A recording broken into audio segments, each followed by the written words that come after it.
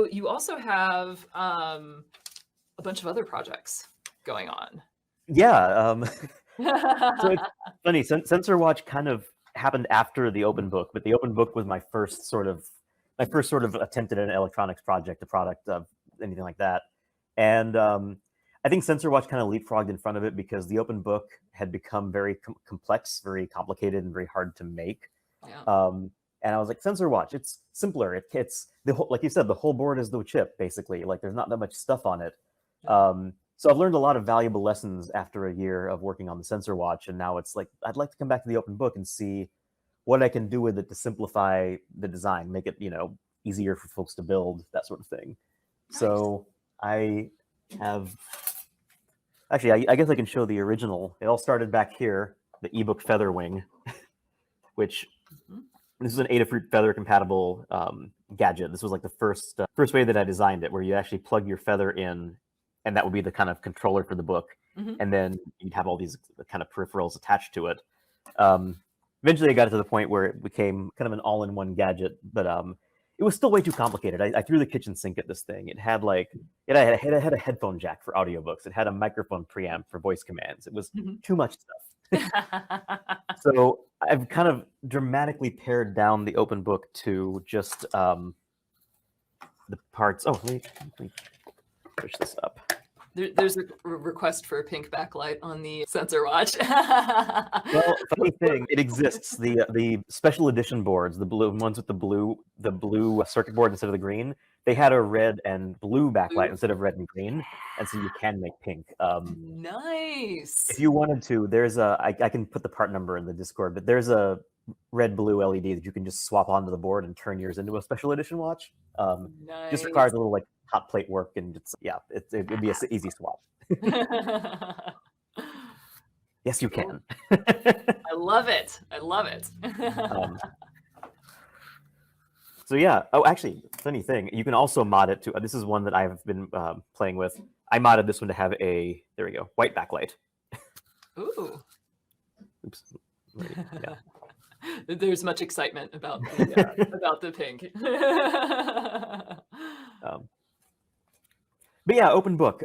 Just kind of simplified it down to before it used I've simplified it to the point that for this version, it's actually using AAA batteries rather than LiPo, because I've gotten rid of the LiPo charging circuit. I've gotten rid of the dealing with the shipping of LiPo batteries. Yes, uses the Raspberry Pi Pico because now I don't have to worry about people placing down a tiny USB port or really small fiddly voltage regulator parts and things.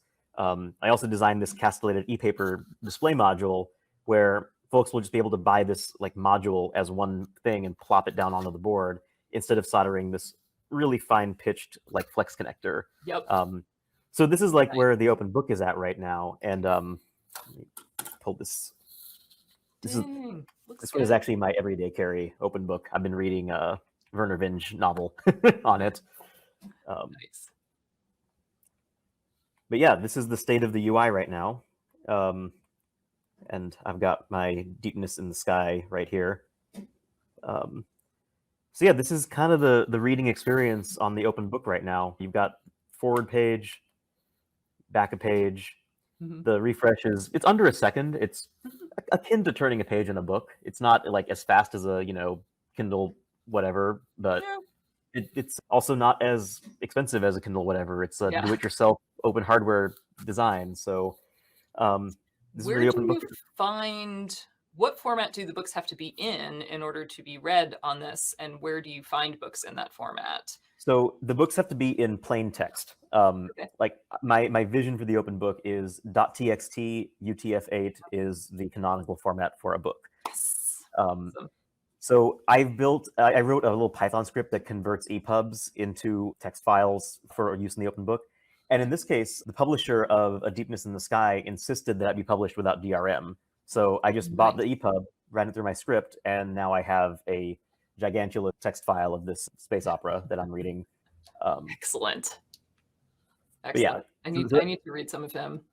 I read the first one in this series. What was it called? Something Upon the Deep, A Fire Upon the Deep, and that was so engrossing. I read it in 3 days. It was really good. Recommend highly. but yeah, so this is the state of the UI, and I'm kind of treating this version as like the developer preview edition. I want folks to like build these, hack on them, play with them. I'm going to bring 20 of these kits to Hackaday SuperCon in a couple of weeks. Nice. So Yay. I'm going to sell them there, and folks we can solder them all together, you know? Cool. But then once we're there, like start like hacking more on this hardware, or this firmware, this software, because I think it's decently written. It's still very like fragile. Like it's not like I have not like made it robust, but the actual like gist of how it might work, like this is creating a window here where I can skip ahead in pages, and it's like this is actually just literally like a series of subviews where it's like there's a kind of a darkened background at 0, 0, and there's like this kind of modal window at like 100, 200, and these like kind of two controls inside, and it's tracking which pieces of the UI are dirty, so it knows where to refresh the partial refresh of the Yep. page. Nice. So it's a very object-oriented C++ kind of firmware, and it works. I mean, it works well enough that I can sit at a coffee shop and read a book. So, Nice. it's gonna get better from here. Heck yeah. So we have a question like that a book would be a huge text file. Are the text files per page, or is it just one giant text file? So funny you should mention that. The way that it works is that it's just a text file. But the first time that you open up a book, I think I haven't done HuckFin yet. It pops up a modal dialog that says the book is not paginated. And so what this process is the book runs through the entire text file and marks the offsets of each page. That way we know we can have now random access into the book. It's not ideal. It does take a while. So I'm imagining, and maybe in the future, it's a background task. Like you put your text files on, and when you plug into Charge, it like runs this pagination in the background. But yeah, it's a very good question. It's been a all-consuming question for the open book for quite some time. Early versions of the book, I had to like have a special like open book file format, but I always believed in plain text. So yeah, it is plain text. It is a huge text file, but this pagination process is what breaks it up into pages so that we can kind of flip through a massive text file like that. Cool. Now I'm guessing that the answer is no, because minimum buttons and simplicity, but is there a search function? At this time, there's not. So at this time, the only things that we have the right left buttons or the previous next page buttons to change pages. We have this kind of up button to do this kind of fast skip ahead, skip back UI. And that's where I am right now. Eventually, I want to have the down button trigger highlights, and then like the ability to like highlight text on a page. Haven't written any of that code. Search function would be great.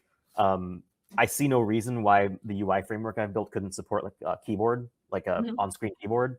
But I have not gotten there yet.